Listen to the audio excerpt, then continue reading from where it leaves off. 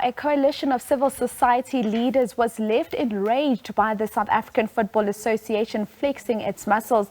This because of an event that was held at the Nelson Mandela Foundation in Houghton. SAFA's Vice President Ria Ledwaba was meant to address the gathering organized by the group that is in her support of her nomination for the SAFA Presidency. However, she was warned against attending the event that was to kickstart her campaign trail, where she was the keynote speaker. This follows a circular that was circulated by SAFA stating that nominated persons cannot publicly present themselves before the final list of nominees has been approved by the Governance Committee. Ledwaba's no-show at what was supposed to be her election launch was legal advice to try and safeguard her nomination. It was feared that if she spoke or attended, she would jeopardize her ambitions to succeed the incumbent, Danny Jordan. SAFA had earlier sent a letter warning her against speaking at the gathering.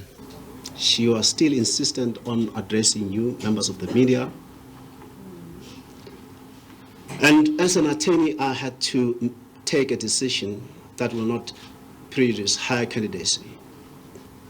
My advice to her was that let's wait until tomorrow. Let me go and further research and read the whole night. I had to abandon court today to make sure that I further consult with her, but I did not want her to risk expulsion or suspension. The event was also attended by former SAFA CEO Dennis Mumble, and when the gathering took a different direction after it was confirmed that Ledwaba would not be attending, Mumble took the opportunity to discredit SAFA's adopted election process.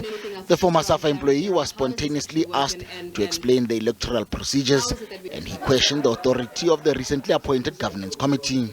The matter of competence here is who governs this election, and it's only the first instance body with the competence to decide that can take such a decision.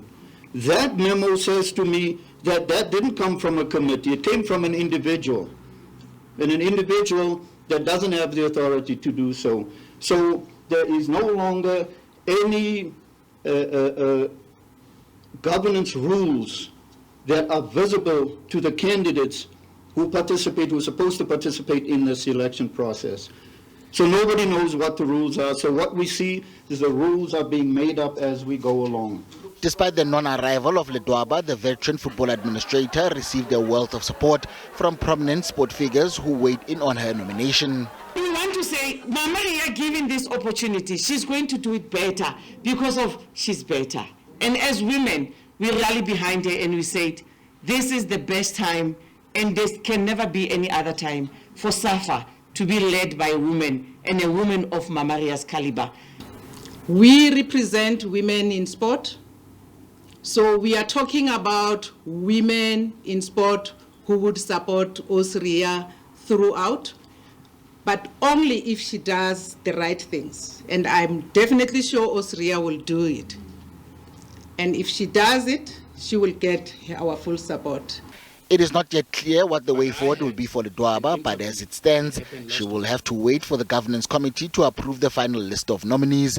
Until then, she cannot publicly present herself as a presidential hopeful.